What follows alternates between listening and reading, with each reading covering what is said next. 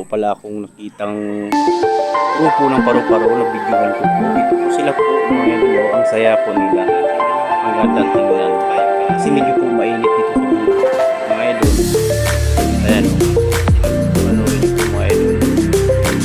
Ayan. Matagal ko na po dito sa bundok mga idol. Ngayon first time ko na ito nakita na ganito parang nakita ko mga paru-paro. Sana po mga idol panoorin po. Ayan o, kung anong klase yung mga paru-paro po yan. Iba-ibang kulay po yan eh. Salamat po mga idol.